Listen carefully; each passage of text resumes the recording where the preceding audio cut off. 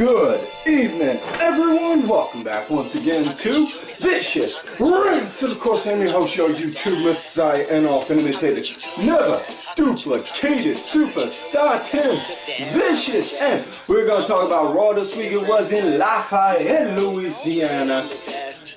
Before we do, though, we're going to talk about the big things that went down last week via the SmackDown Rewind. And to sum it up, basically condensing everything that happened on that, the big things that I took away from last week's SmackDown: one, the briefcase for the women's Money in the Bank ladder match looks a hell of a lot nicer than the guys' Money in the Bank briefcase, and two, really liking on how they're building Jinder up. You know, they're making him look like that he is legitimately being turned into, it's like seeing the next kind of shift towards like a villain, like going like JBL did. And I hate constantly having to use this comparison because all the negative bullshit his name stirs up. But it's an honest to goodness, that is the best example can give, because, you know, just think about this. Bradshaw from APA. That character never would have flown as a top heel guy. But going from that character into JBL, that character went to the moon and back. Jinder Mahal, he is doing that same type of transformation, and he's not doing this normal, not doing like the traditional USA sucks, all this.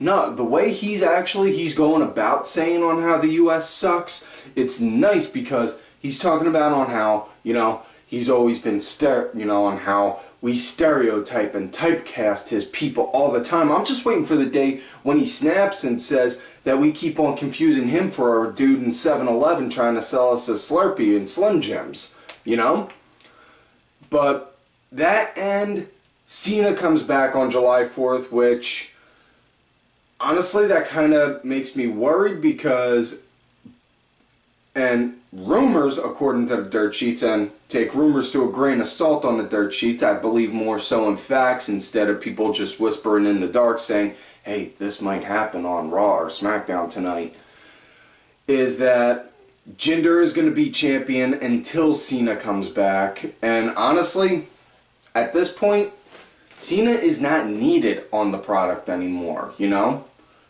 He's not, because so many stars have gone and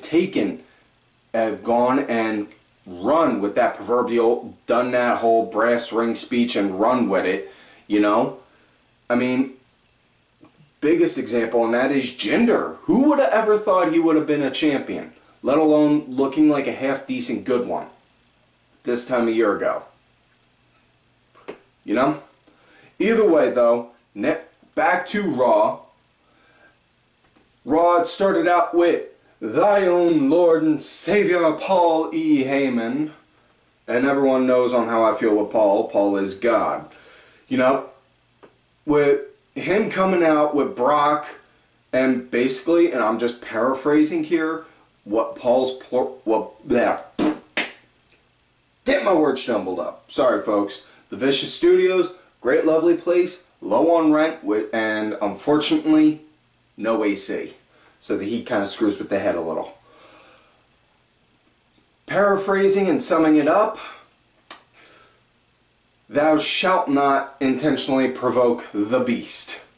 And attacking the beast's advocate is a direct attack to him. And yeah, and best part of it was when he was saying, and he comes from a long line of Samoans. They all know each other and talk to each other about their great accolades and their accomplishments, but they don't talk about you, Joe. Which, okay, whoa, dude. And, Joe, he is part of that family, of that Samoan family. So, much to anyone's chagrin, if someone's a Samoan, chances are they're in that family,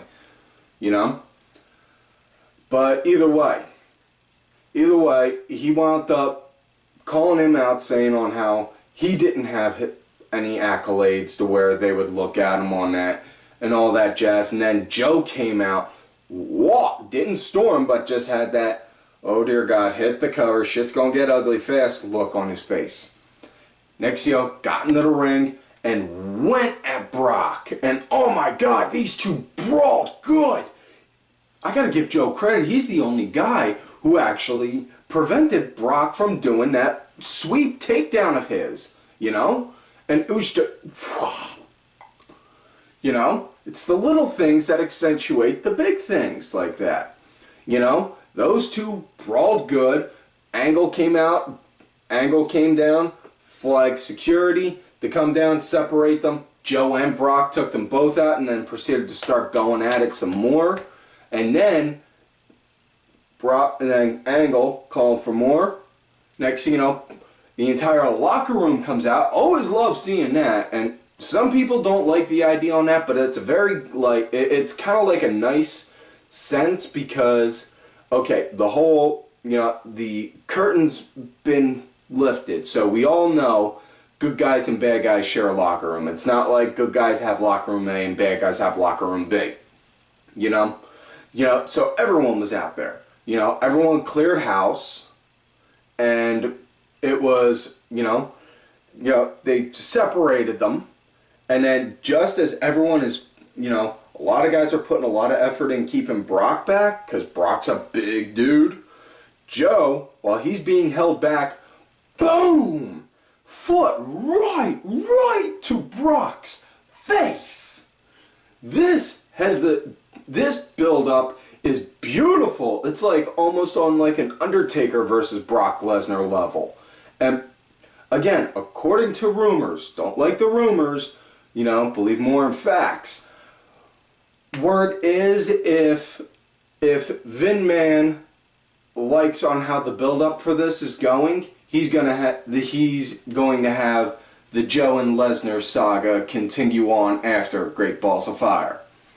But, just by this 1 week alone, folks, if you can't think that this can go on, what the hell is wrong with you?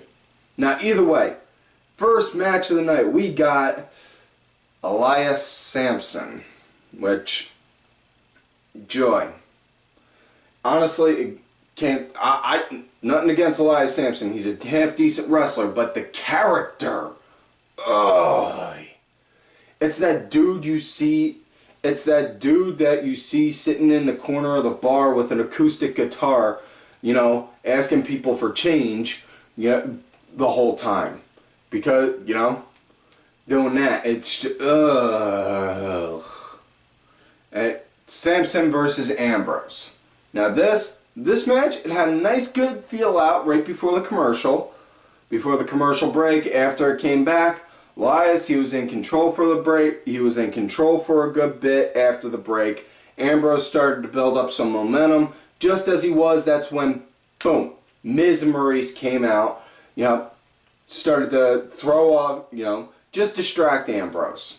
Now, they didn't actually interfere, but they, no physical interference. They just came down to distract him. And honest to God, that was the kind of interference that we've been needing for a while. Just somebody blatantly running down, no announcement, Whereas anymore, what we've been having for a long time, folks, was people running down with the music playing, saying, oh my God, such and such is coming down. No, don't play the music, throw them off. But either way, match came to an end when Samson and Ambrose, they were brawling outside.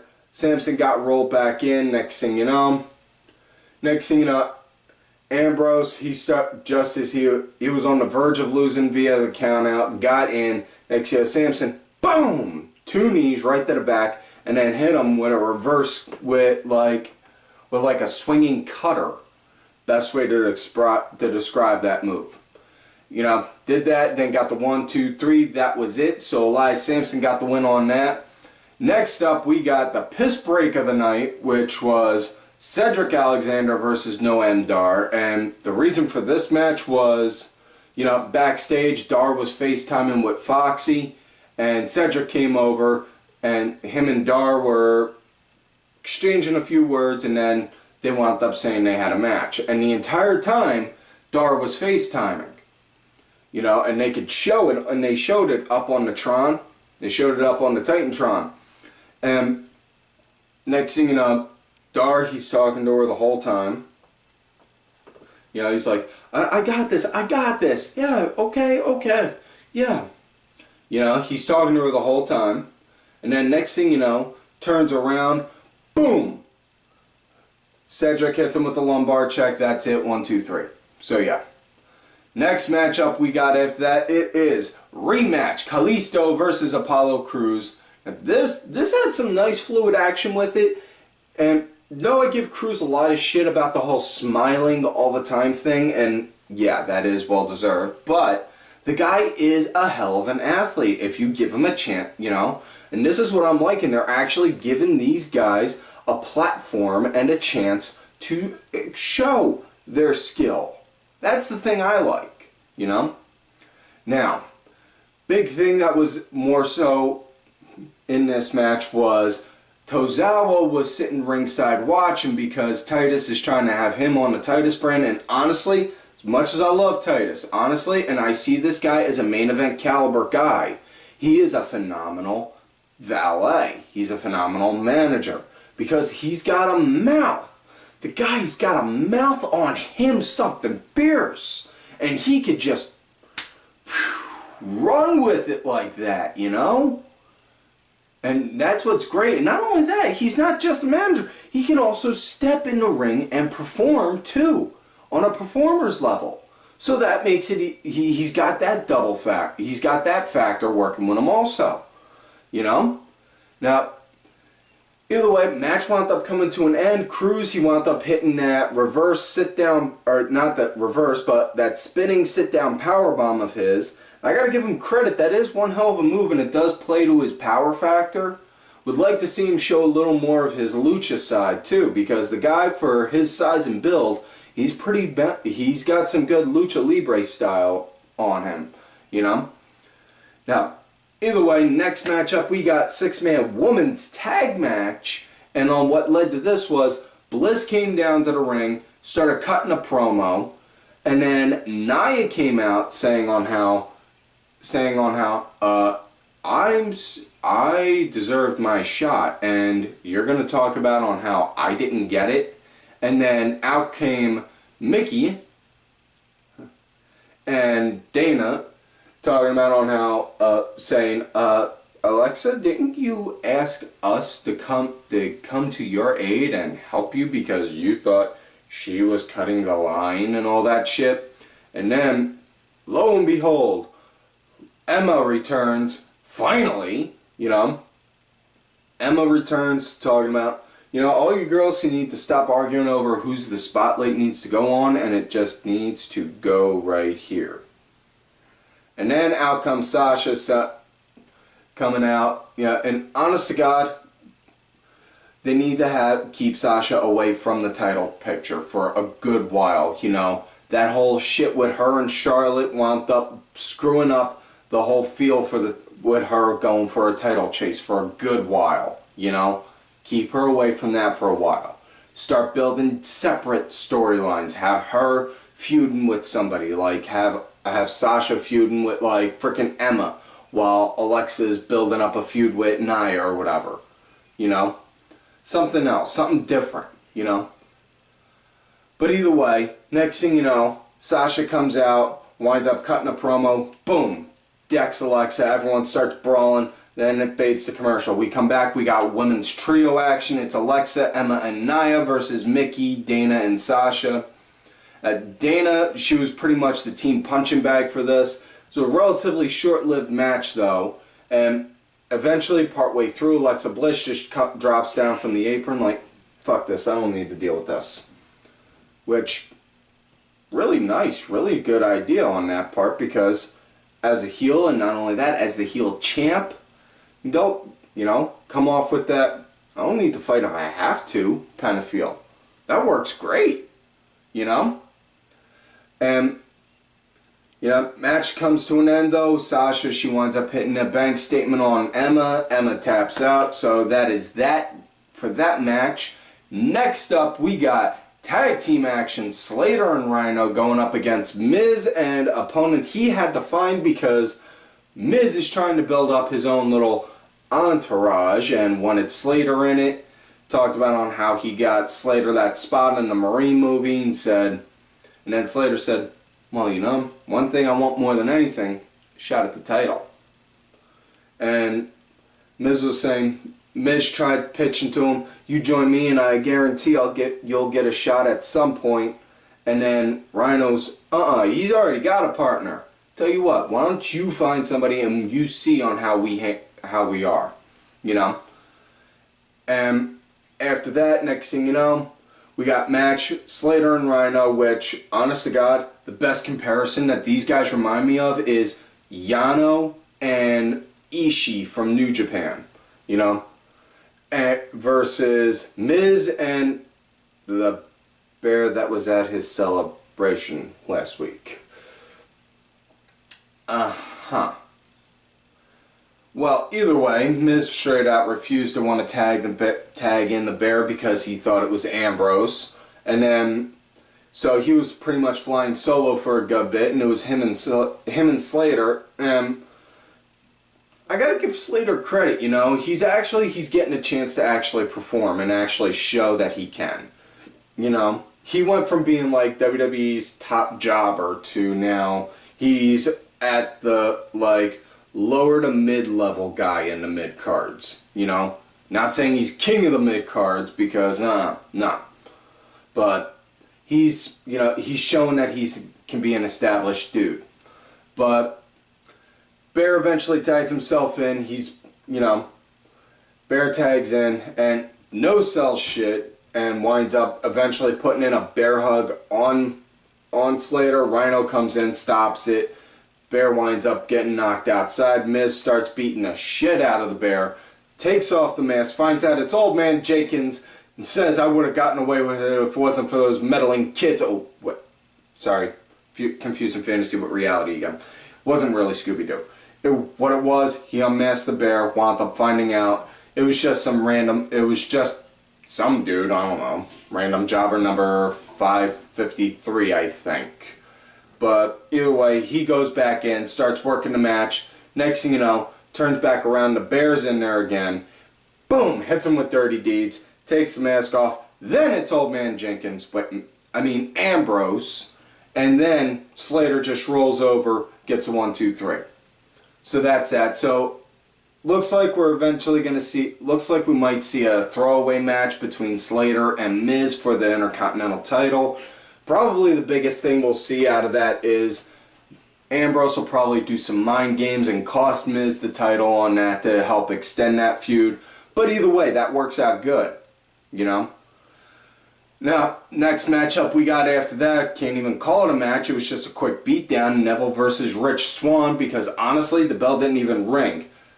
You know, Neville just straight out attacked Swann, beat him up, put him in the rings of Saturn, and cut a promo saying Aries couldn't cut it, TJP couldn't cut it, Swann can't cut it, Tozawa, you can't cut it. You ain't on my level, dude. So it looks like we're going to wind up seeing the next feud for Neville going into is Akira Tozawa, which all for. Now, next matchup we got is the Good Brothers themselves, Hoots, Gallows and Anderson going up against Enzo and Cass. And one of my favorite moments of Raw each week, getting to see Enzo get beat down. Wait, it wasn't Enzo this week. It was Cass again. Cass got knocked out, you know, doing the whole woo, woo. Like he's having, like he took a shot to the head so hard he can't stand right. You know, he insists, no, I'm going out. I'm going out. Either way, now they come out and Cass, he throws 2 or 3 shots in after that. He's like, he looks like he's like been on the ass end of an ass kicking for a majority of a legit fist fight, and then gets taken out of the ring. Enzo's in there, and then Enzo proceeds to get put on the ass end of an ass whooping by Gallows and Anderson, and then boom, hit with the magic killer, gets the 1, 2, 3. They go to proceed to do it again. Out comes Show to go and clear house, and then Show stands there, picks up Enzo. The entire time it looks like Show's getting ready to go and turn on him, like boom, but no, no, no. Instead, he just picks him up, puts it, you know, praise it, let him get the praise, and then it's like, And just as he helps Enzo get up, that's when Cass winds up getting a chance to finally get back on his feet, and he sees it, and he's just got that look like, ooh, when your girl sees you chatting with somebody new, look on his face. Now, after that, now we're up to the main event of the night. It was Hardy's, Sheamus, 2 out of 3 falls. Really, you know, and this was a good match. Hardy's, they started to try and get control early, relatively short-lived. Matt, you know, Sheamus got the first fall on Jeff, on how that came to be. Jeff wound up hitting the turnbuckle, went up like that, and just as he went up, Sheamus, boom, hit him with a brogue. He went down, and then got the quick 1, 2, 3. Now, after that, Jeff, you know, after that they cut the commercial, they come back, Jeff proceeding to put fuck, gotta get my words right. Jeff proceeds to start getting put down real hard, real fast, until Matt winds up getting a hot tag. He comes in, he starts clearing house, gets a score on Cesaro, gets the second pin on Cesaro, and this time, and then Matt, he just starts getting powered over by Sheamus and Cesaro, and then, you know, and the entire time, you could see he's trying to get the Jeff, but match winds up coming to an end. Everyone starts brawling outside. Last fall leads to a double countout, which sucks. Honestly, I was hoping Kurt Angle would come out and say, oh, no, we're having sudden death. But sadly, that didn't happen, so this is going to have to take place another day. More than likely, no DQ or something like that. A no DQ match or something like that. But either way, that is it for this week's show, folks. So, do not forget to like the video, subscribe to the channel, go back, watch some of the other episodes. Make sure y'all look for me on my Twitter at TimVicious. Make sure you also check out my other account, Tim_Vicious. Also, check out my other project where me and my good brothers, I am Danny Sunday, and my executive producer, Oliver Ben, do a podcast, The Dad Show. It's a lifestyle podcast, storytelling podcast, whatever kind of podcast you want to see it as. Nothing is off limits. Info on that will be in the description box.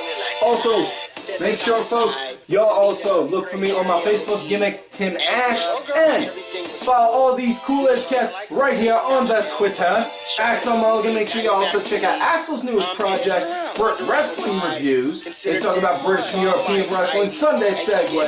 Simply Sabrina's cranky asshole, Aaron_Deborah. My executive producer, Oliver Ben, who provided the music for this week's show.